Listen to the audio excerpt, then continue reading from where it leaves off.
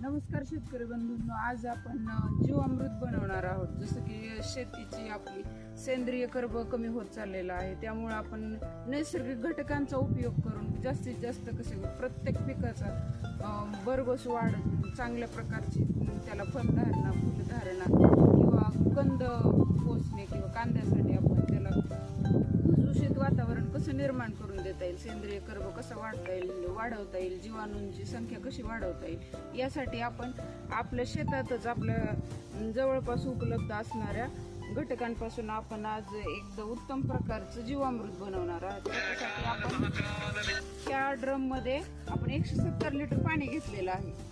170 litre पाणी घेतलेलं आहे. 10 लिटर गोमूत्र घेतलेलं आहे. त्याच्यामध्ये 2 किलो गूळ, 4 किलो डाळीचं पीठ घेतलेलं आहे आणि 10 किलो गावरान गाईचं शेण घेतलेलं आहे. हे आपण सगळं आता एक स्टेप बाय स्टेप मिक्स करू. आता शेण टाकावं काठी.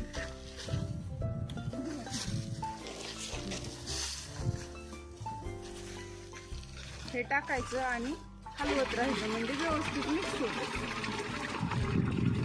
10 किलो गावरान गाईचं शेण घ्यायचं. गावरान गाईचं शेण याच्यासाठी आपण घ्यायचं की गावरान गाईच्या शेणामध्ये बॅक्टेरियांचं प्रमाण जास्त असतं.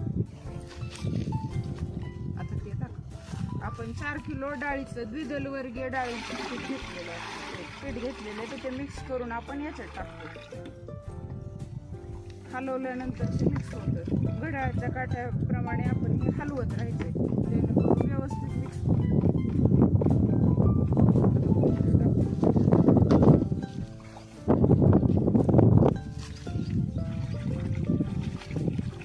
10 लिटर याच्यामध्ये मिक्स करण्यासाठी आपण गावरान गाईचं गोमूत्र घेतलेलं आहे.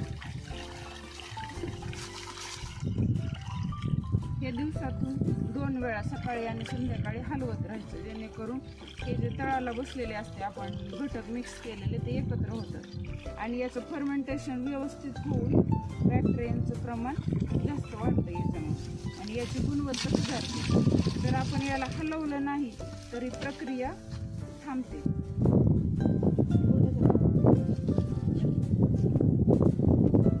याच्यामध्ये आपण 2 किलो गूळ ऍड करतो. गूळ टाकल्यामुळं काय होतं, याची आंबवण्याची प्रक्रिया फास्ट होते आणि हे जीवामृत बनवताना आपण सावलीलाच बनवायचे, जेणेकरून याचा सूर्यप्रकाशासोबत काही संपर्क येणार नाही आणि बॅक्टेरिया जास्त प्रमाणात तयार होतो. आता आपण याच्यात ह्युमिक ऍसिड ऍड करणार आहे.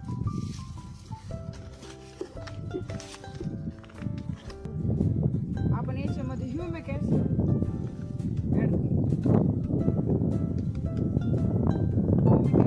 काय होतं, पांढऱ्या मुळ्यांची संख्या वाढते, रोगप्रतिकारक शक्ती वाढते. आपण प्रत्येक शेतकऱ्याने असं हे जीवामृत तयार करून आपल्या शेतीतील होणारा खर्च कमी केला पाहिजे. आपल्या शेतीवर फवारणी जास्त परिणाम देणार आपलं जीवामृत तयार होतं. आता हे 7 दिवस याला भिजवायचं आणि 7व्या दिवसानंतर याची वस्त्रगाळ करून ड्रिपद्वारे सोडून द्यायची किंवा मग आपण ड्रिंचिंग करून सोडू शकतो. असं हे जीवामृत अतिशय प्रभावी आहे. प्रत्येक शेतकऱ्याने तयार करून आपल्या शेतात